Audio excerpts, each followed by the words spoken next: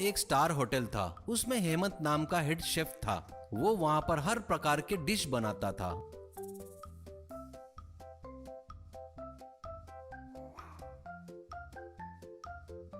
उसके नीचे काम करने वाले शेफ को भी अच्छी तरह सलाह देता था।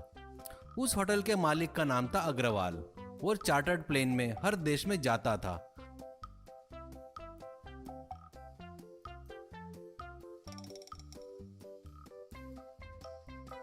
अग्रवाल को पैसे का बहुत घमंड था। वो उसके पास काम करने वाले को हमेशा अपमानित करता था। हेमंत को भी वो वैसा ही बोलता था। क्या रे हेमंत, तू अपने आप को बहुत बड़ा शेफ समझता है क्या? ज्यादा हीरो मत बन। मेरे स्टार होटल में काम कर रहा है ना, इसलिए तेरा नाम हो रहा है। वो ही अगर किसी छोटे ढाबे पर किया होता ना, तो तेरा नाम होता क्या? हेमंत, सर मैं अपने आप को कभी बड़ा शेफ नहीं मानता। हाँ, मैं बनाए सो डिश अच्छे रहते करके मुझे उसका अच्छा तजुर्बा है, इसलिए सब लोग मुझे ऐसा बुलाते हैं। मैं कहीं पर भी जाऊँ, खाने के टेस्ट बदलेगा थोड़ी ना। वो स्टार होटल हो या गाँव का ढाबा हो, मैं कहीं पर भी एक जैसा खाना बनाता हूँ, ऐसा कहता है अग्रवाल। हैं, बस ऐसे डायलॉग की कमी नहीं है तेरे पास, ऐसा कहता है। अग्रवाल कभी कभी हेमंत को अपने फ्लाइट में ले जाता था। वो जहां रुकता था वहां हेमंत से खाना बनवा कर खाता था और कहता था, तुझे लाकर तुझसे पकवा कर खा रहा हूँ, इसलिए अपने आप को ग्रेट मत समझ। यहाँ का खाना कैसे रहता मुझे पता नहीं, इसलिए तुझे लेकर आया हूँ बस। तू तोप नहीं है, समझा क्या? ऐसा बोल के अपमानित करता था।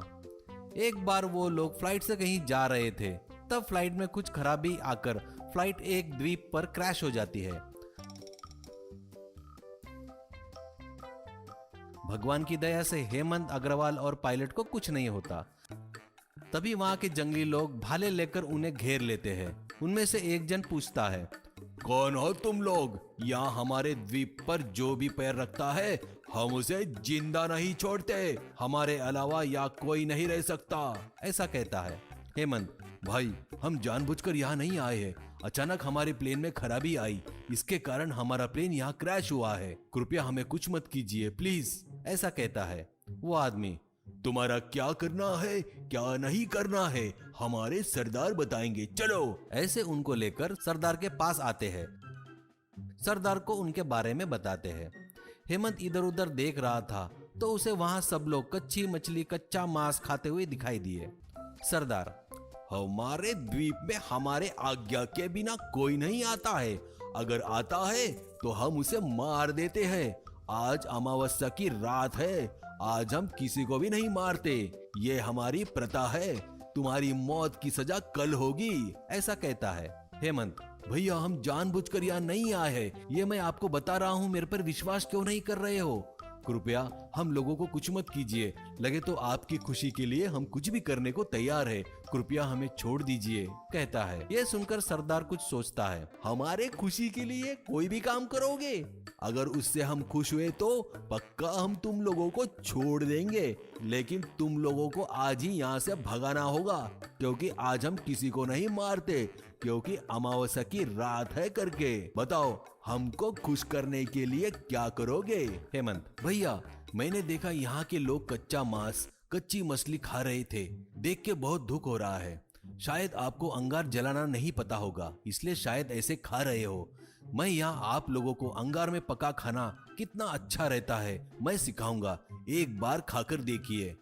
कहकर प्लेन के पास जाकर उसमें से खाना बनाने का पूरा सामान लेके आता है और वहां पत्थर से चूल्हा बनाकर उसमें लकड़ियां लगाकर माचिस से अंगार जलाता है। वो देखकर जंगली लोगों को काफी आश्चर्य होता है।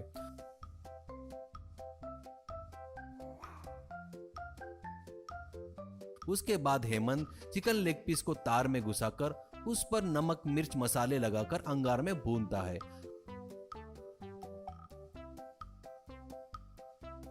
अच्छे से भूनने के बाद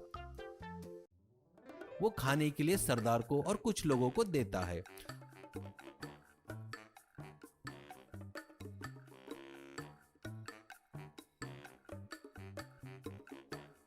वो लोग वो खाकर उसके स्वाद पर फिदा हो जाते हैं।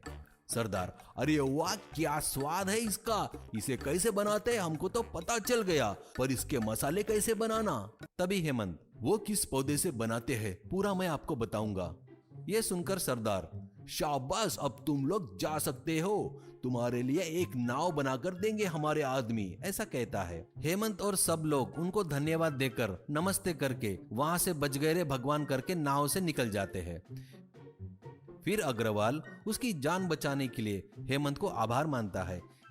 इसके बाद उसमें बहुत परिवर्तन आता है और वो अच्छा इंसान बन जाता है।